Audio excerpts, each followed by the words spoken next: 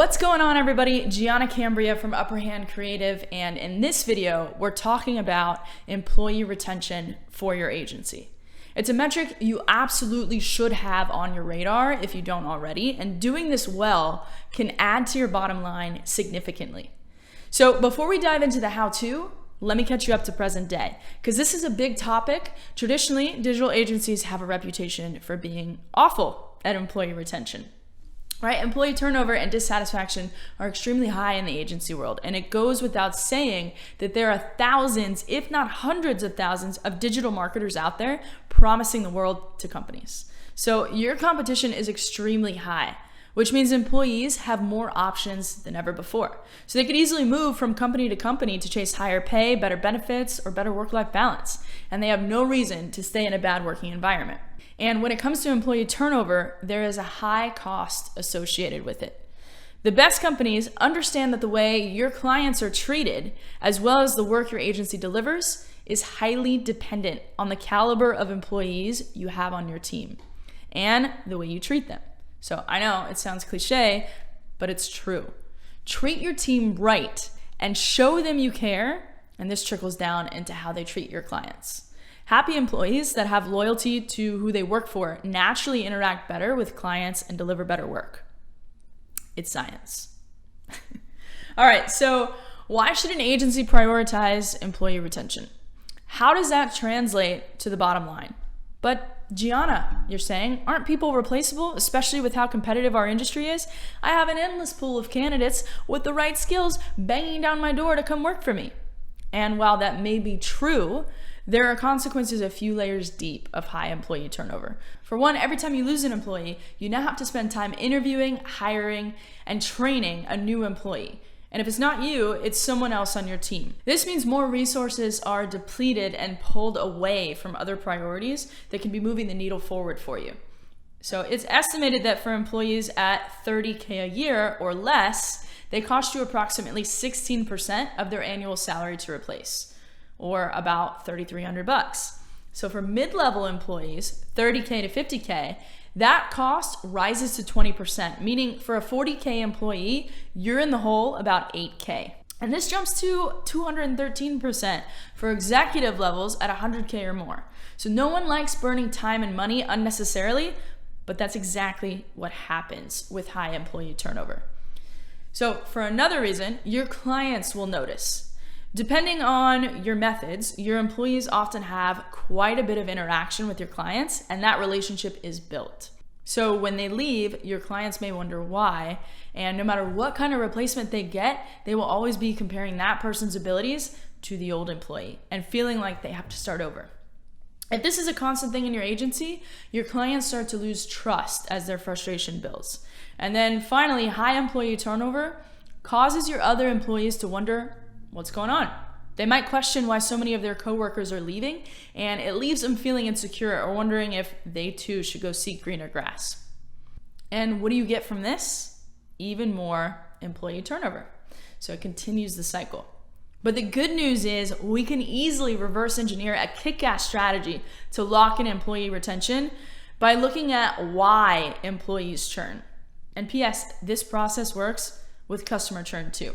There are a few reasons that this is notoriously heinous in the agency space. Competition in the digital space means that yes, money does matter to a certain degree, as competitive salaries are going to be key in attracting and keeping your top talent, especially as tenure increases. And while money isn't everything, employee churn can happen when they can lock down a higher salary elsewhere. And this typically applies when an employee has been in the same position and has no indication or possibility of a raise as they grow. So money is typically only number 4 on the list, though, for why employees leave jobs. And reasons 1, 2, and 3 have to do with work-life balance, management, and career growth opportunities, all things that suffer in the typical agency culture. Burnout is becoming increasingly common amongst digital professionals, and as the list of clients for an agency grows, these projects commonly fall on current employees, adding to their workload. So for one, make sure employees actually have an adequate amount of hours per client to do good work. If you overload them and expect them to squeeze quality work into an unreasonable amount of hours, your quality of services delivered will suffer and clients will notice over time. Not to mention your employees will suffer. And if you're not quite ready to hire another employee to help, consider bringing on a contractor or outsourcing to help offload some of the work from your current team as projects increase. Additionally, prioritize setting boundaries and model this yourself. This is probably one of the hardest tips in here, especially as an agency owner. We're so go, go, go. But if you're one to be on your laptop well into the evenings, schedule your emails to your team to go out at the beginning of the next workday so that they don't go out at all hours of the night. And allow your employees to prioritize their family time and taking care of life engagements or appointments, as long as their deadlines are met. Second, make sure you're measuring the right things. Put your people first, and you'll see it reflect in your other KPIs like total revenue and profit. Take a survey every quarter of your employees' satisfaction and happiness, and take it seriously when they're not happy. This also comes from building a strong culture, and 2 simple ways to do that are by having regular one-on-ones with your employees and by emphasizing your company values in everything you do. So first, when it comes to one-on-ones, ask about them and any challenges they're facing. Ask about their work satisfaction, how they rate their work-life balance, what projects they like and don't like working on, and if there are any areas for improvement for you or your company.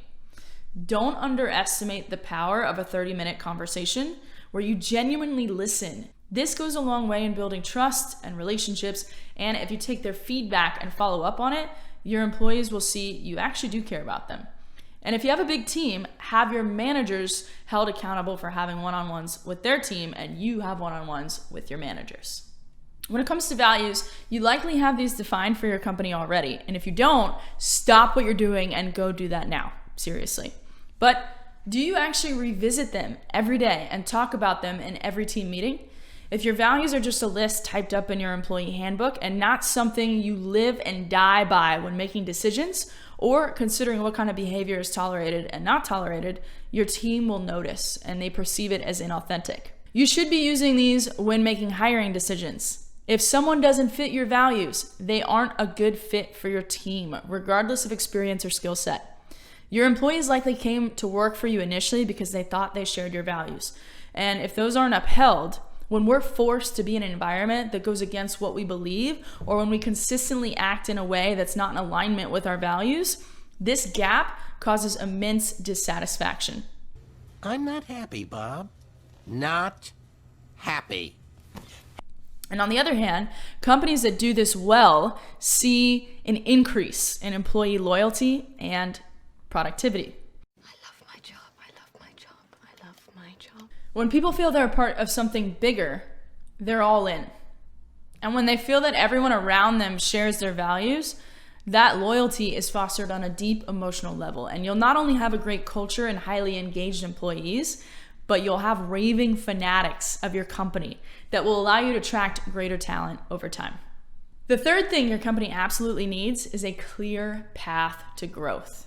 Is the path to the next level, promotion, or pay raise clearly defined with milestones and KPIs to be met, or is it always a guessing game as to who gets the best projects or the next promotion? So whenever someone is promoted, it should be very clear to the rest of the team how they got there. When you don't have a clear path to growth, employees feel stagnant and that there's no trajectory. One of the things that humans value the most is constant growth. So this can be done outside of just pay raises and promotions as well. In your one-on-ones, take time to get to know what your team desires. What is it that you truly desire? What are their goals in and out of work? How can you help them achieve those goals? Can you challenge them to think outside of the box? Provide them with a training or course? Send them to a workshop? Suggest a book? Or assign them projects that will allow them to build skills they need to achieve their personal goals outside of work? Next, you can also show regular appreciation for their work. Make it a point to reward outstanding work in front of the rest of the team. What you reward gets repeated.